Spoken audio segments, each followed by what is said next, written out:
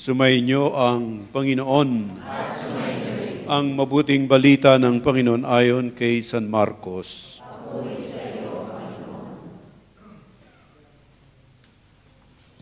Noong panahong iyon, habang paalis na si Jesus, ay may isang lalaking patakbong lumapit, lumuhod sa harapan niya at nagtanong, "Mabuting guro, ano po ang dapat kong gawin upang magkamit ng buhay na walang hanggan?"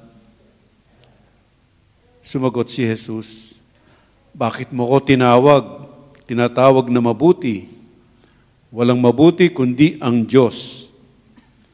Alam mo ang mga utos, huwag kang papatay, huwag kang mangangalunya, huwag kang magnanakaw, huwag kang magsisinungaling sa iyong pagsaksi, huwag kang magdaraya, igalang mo ang iyong ama at ina."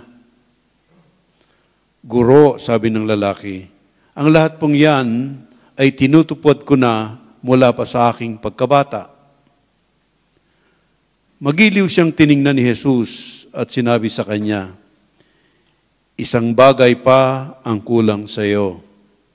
Humayo ka, ipagbili mo ang iyong ari-arian at ipamigay sa mga dukha ang pinagbilhan at magkakaroon ka ng kayamanan sa langit.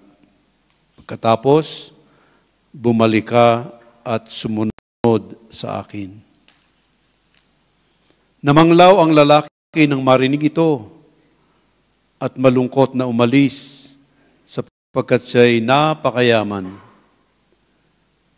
Tiningnan ni Jesus ang mga nasa paligid niya at sinabi sa kanyang mga alagad, "Napakahirap mapabilang ang mayayaman sa mga pinaghaharian ng Diyos." Nagtaka ang mga alagad sa pananalitang ito. Muling sinabi ni Jesus, "Mga anak, talagang napakahirap mapabilang sa mga pinaghaharian ng Diyos. Madali pang makaraan ng kamelyo sa butas ng karayom kaysa pasakop sa paghahari ng Diyos ang isang mayaman." Lalong nagtaka ang mga alagad kaya't sila'y nagtanungan, "Kung gayon, sino ang maliligtas?" Tinitigan sila ni Jesus at sinabi sa kanila, "Hindi ito magagawa ng tao, ngunit hindi ito mahirap sa Diyos. Magagawa ng Diyos ang lahat ng bagay." At nagsalita si Pedro, "Tingnan po ninyo, iniwan namin ang lahat at kami ay sumunod sa inyo." Sinabi ni Jesus, "Tandaan ninyo ito, ang sino mang mag-iwan ng bahay o mga kapatid, ina, ama, mga anak, mga lupa dahil sa akin at sa mabuting balita, ay tatanggap ng makasandaang ibayo sa buhay na ito. Mga bahay, mga kapatid, mga ina, mga anak at mga lupa. Ngunit may kalakip na pag-uusig. At sa kabilang buhay, ay magkakaroon ng buhay na walang hanggan." Ang mabuting balita ng Panginoon.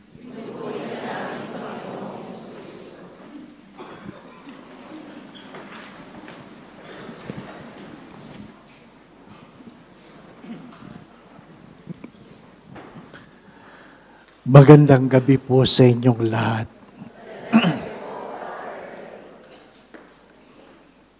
Ang pagtatalaga ng sarili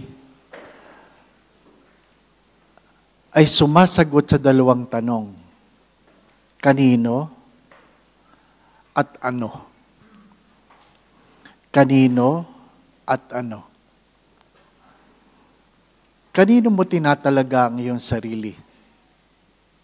Sino siya para sa iyo? Kaya ang tanong ng Diyos, bakit mo ako tinatawag na mabuti? Ano ba pagkakaintindi mo sa mabuti? Why do you call me good? Only God is good. Bakit? Ano ang pagkakaintindi mo sa mabuti? Mahalaga na pag tayo po ay nagbibigay ng ating sarili, kinikilala natin kung kanino natin binibigay. Kasi kung hindi mo kilala, hindi mo kayang sagutin yung ano ang iyong ibibigay. Hanggang saan? Hanggang saan? Yung pangalawang tanong ay, ano ang kaya mong talikuran? Madali lang sumunod kung walang tatalikuran. Pero kung meron ka ng tatalikuran dahil sa iyong susundan, mas mahirap yun. Marahil ang pangalawang tanong ay, ano ang kaya mong talikuran para sa akin? Madali lang ang hindi magnakaw kung mayaman ka. Madali lang ang hindi makiapid kung maganda ang asawa mo. Di po ba, no? Madali lang ang igalang ang magulang kung mabait. Magsabi kayo. Madali lang magpakabuti kung ang mga kasama mo ay mabuti. Sa madalit sabi, may mga bagay na madaling gawin dahil maganda o maayos ang sitwasyon. Kaya nga, mas malaking kasalanan kung ikaw ay mayaman na nagnakaw ka pa. Mas malaking kasalanan na ang ganda na ng asawa mo, nakiapid ka pa. At ang kinuha mo, pangit. Mas malaking kasalanan yon, di po ba? Na? Ay, talagang wala kang ihaharap na mukha sa Diyos. Di ba?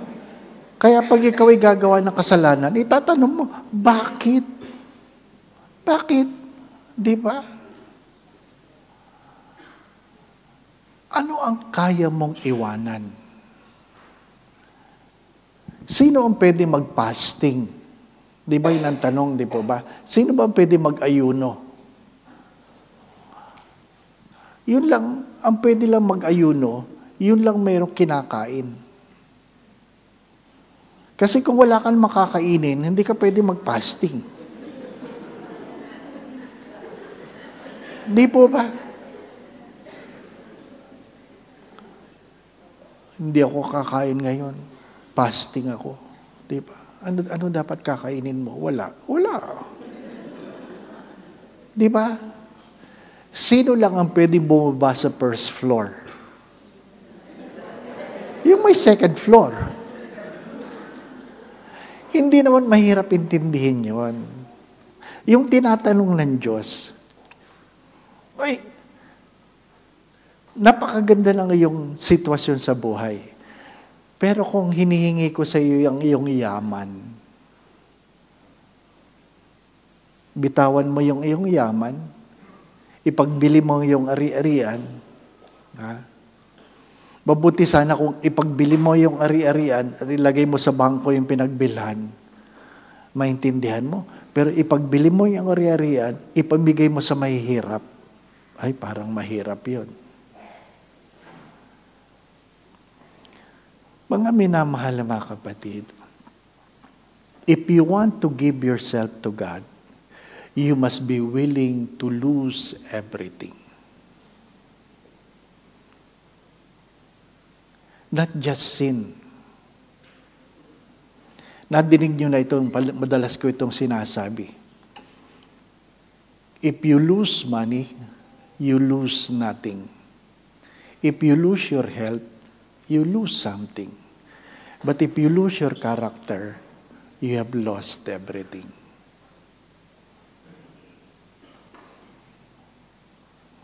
Ang problema sa mga naglilingkod sa Diyos,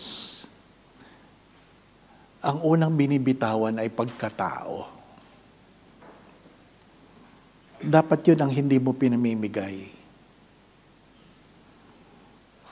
You want to follow the Lord? You must be willing to lose everything. Anong meron sa unang pagbasa?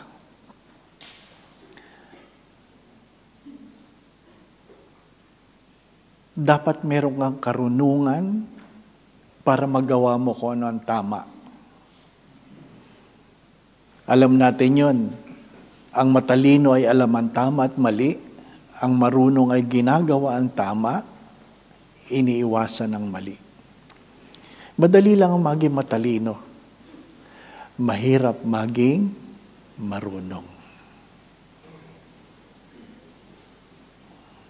Yung mga nag-aaral, baka ito ang karanasan nila ngayon. Yung mga natapos na, baka ito ang karanasan nyo noon. Ang alin? Hindi lahat ng mataas ang grade, matalino. Hindi lahat ng mataas ang grade, matalino. Yung ibang mataas ang grade, magaling lang mangopya. Di ba? Oo. Malinaw lang ang mata. Magaling lang magtanong sa kaliwa at kanan. Di ba? Hindi lahat ng mataas ang grade, matalino. Maabilidad. Taas mo, taas mo. Di ko kita. Tagilid mo. Pagkakopya niya, sasabihin, tama ba yan? Di ba? Naranasan niyo yun, ano? O kayo yon? Di ba? Pag hindi ka nagpakopya, ang sama mo. Ikaw yung masama. Hindi ka nagpapakopya eh. Pero ano ang tama? Di ba? Maraming bagay tayong pinagtatawanan dahil wala tayo sa karanasan. Pero kung ikaw ang nasa karanasan, saka mo lang naiintindihan. Sino yung mga magaling magpayo? Yung wala problema. Sino yung magaling magpayo? Yung mga hindi nakaranas ng problema. Pero pag sila nakapag-problema, palpak. Palpak din. Kaya mahalagang ikaw ay marunong. Hindi mo kailangang alam lahat. Hingin mo sa Diyos ang karunungan. Pwede mong bitawan lahat. Pero ang karunungan ay, alam mo kung ano ang dapat mong bitawan. Sapagkat hindi naman lahat pinabibitawan. Yun lang dapat bitawan. Paano mo maabot yung sapat o tamang karunungan? Nasa ikalawang pagbasa. Makinig ka sa salita ng Diyos. Ano po ba sinasabi na salita ng Diyos? Ano sinasabi? Madalas, mas nakikinig tayo sa iba kaysa sa Diyos. Mas nakikinig tayo sa iba kaysa sa Diyos. Kaya nahihirapan tayo. Ang bawat isa ay mayroong pinagdadaanan. Ang bawat isa ay mayroong pinapahalagahan. Kaya ang bawat isa ay may kanya-kanyang problema. May kanya-kanyang problema. Kahit magkapatid, magkaiba ang problema. Diba? Kahit parehong pari, magkaibang problema. Sapagkat ang pagtatalaga ng sarili ay ayon sa biyaya na pinagkaloob sa iyo ng Diyos.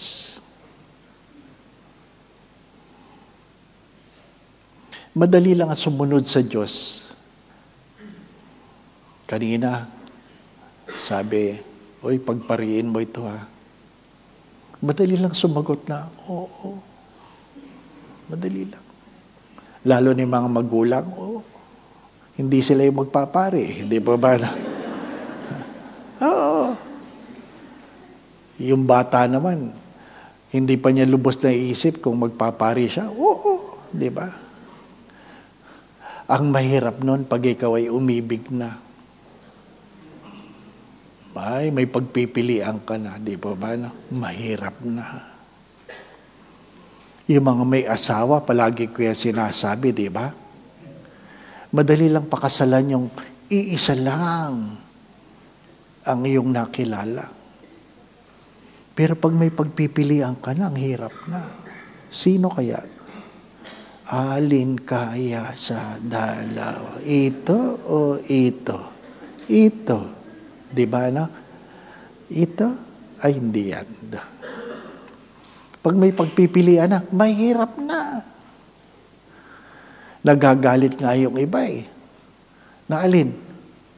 Pag sinasabi kong pag wala namang ibang nanligaw, hindi ka namili. Di ba, no? Kung wala namang ibang nanligaw, hindi ka namili. Wala kang pinagpilian eh. Kung wala namang ibang babaeng pagpilian, hindi ka namili. Di ba, no? Nagtiyaga ka lang. Oh. Pinagtiyagaan mo lang yung asawa mo, di ba, no? Kasi wala namang ibang nanligaw, di ba, no? Hindi mo pwede sabihin, sa dinami-dami. Nang alin? Wala namang iba, ako lang. Pero biyaya yon. Pag wala ka rin pagpipilian, biyaya rin. Nasa pagtingin yon. Anong halimbawa? Ang pinakamagandang halimbawa ay parking. Yung mga nagdadrive, hindi po ba, no? Pag sikip ang parking, pag may nakita kang bakante, yan na, pasok mo! Di ba? Pero pag walang laman ng parking, hindi mo alam kung saan ka paparada. Diyan na, dun, diyan na. Ano ibig ko sabihin? Nasa pagtingin yan. Nasa pagtingin yan. Kailan ba dapat tawagin ng Diyos ang tao? Nung sila'y bata? O nung sila'y matanda na? Hindi mo alam. Hindi mo alam. Kailan ba dapat tawagin ng Diyos ang tao? Pag hirap na hirap o mayaman na? Hindi mo alam. Ang mahalaga ay, pag tinawag ka, marunong kang sumunod. When? You do not know. How? You do not know. But if you know who you are giving yourself to, then it will be easy. It will be easy. Kaya nga yung Salmo Responsorio, ano sabi? Dapat nararamdaman mo ang pag-ibig ng Diyos. Nararamdaman mo. Kasi kung hindi mo na nararamdaman, kahit madali lang, wala na saysay. Di ba? Masarap lang kumain kapag meron ka pang panlasa. Pero pag wala ka ng panlasa, kahit gano'n karami ang kakainin, wala na saysay.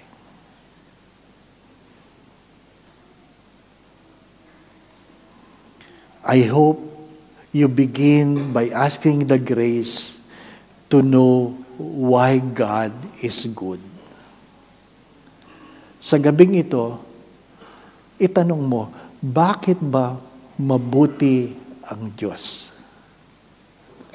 Try to answer the question, why is God good?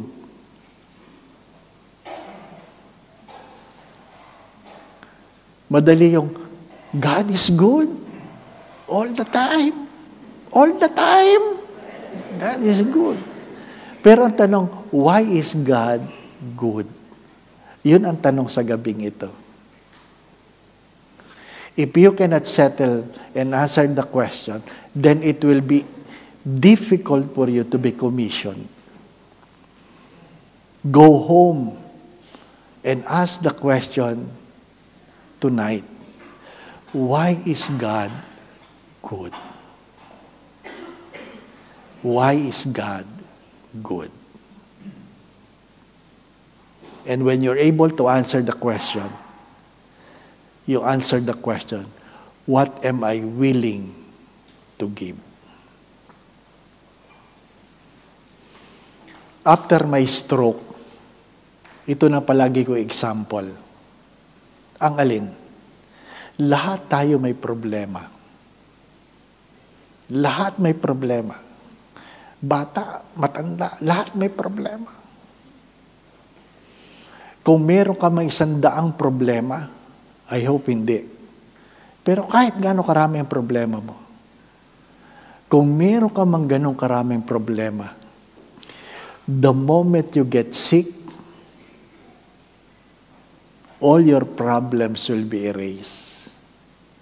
And you will only have one problem. And what is that? Your health. Mag-isip kayo. Anong problema mo ngayon? May mga kasama ko sa pilgrimage. Isa na lang ang problema nila. Ano yun? Nabalitaan nilang meron silang cancer.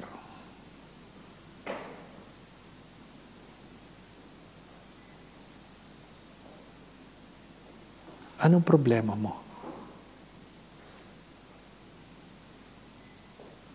Anong problema mo?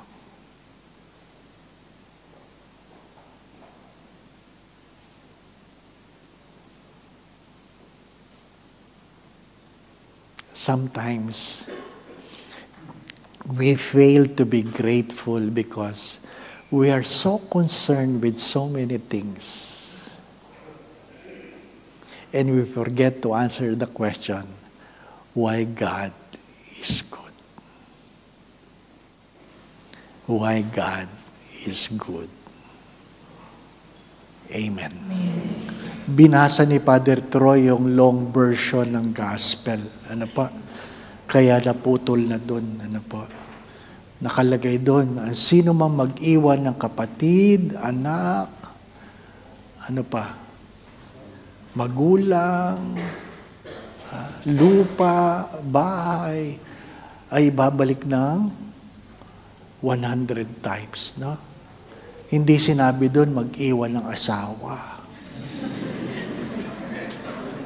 Napansin niyo ba yun?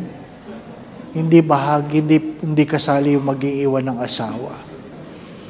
Kayo din, pag iniwan niyo yan, 100 ang ibabalik sa inyo. Mahirap. Going back to what I've said, what is the most important question? Not what will I do in the mission, but why I am doing it. Hindi yung anong gagawin mo sa mission. Kami ang kakanta. Kami magsiserve. Kami ganyan. Hindi yan ang mahalaga. Ang mas mahalagang tanong ay, bakit? Bakit? Dahil sa sagot na, mabuti ang Diyos. Sa tanong ko lang, bakit mabuti ang Diyos? Hindi ko alam kung kilala niyo si Simon Sinek. Sabi niya, people don't buy what you do. People buy why you are doing it. It's good to understand you will never go to heaven by what you do.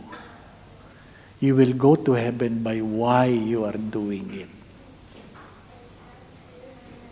And let us begin this mission by having a deeper understanding why we are doing it. Amen. Sumainyo ang Panginoon. At sumainyo rin. Magsitungo kayo, tingin ang pagpapala ng Diyos.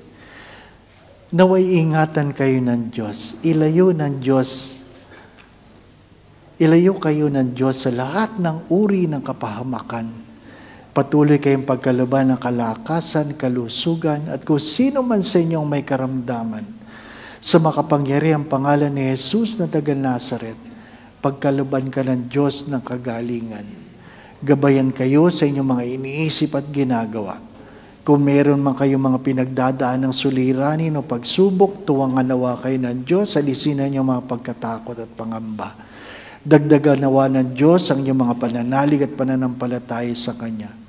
Sa misyong Pilipinong ito, nawa ay maramdaman mo ang pag-ibig na ipagkakalob sa iyo ng Diyos upang anumang pagod, hirap, gutom ang iyong mararanasan ay sapat na maramdaman ang pag-ibig ng Diyos. Kung ano man ang kabutihan, paghahandog, pagsasakripisyo ngayong gagawin, naway suklian ito ng Diyos nang mayroong pagpapala sa iyong buhay at sa iyong mga mahal sa buhay.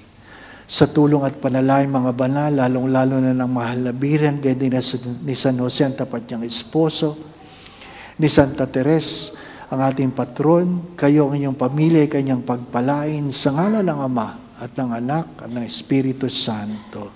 Amen. Naihandog na natin at Santa Misa, patuloy nating mahalin at paglingkuran ang Diyos. Salamat sa Diyos. Magandang gabi po sa inyong lahat.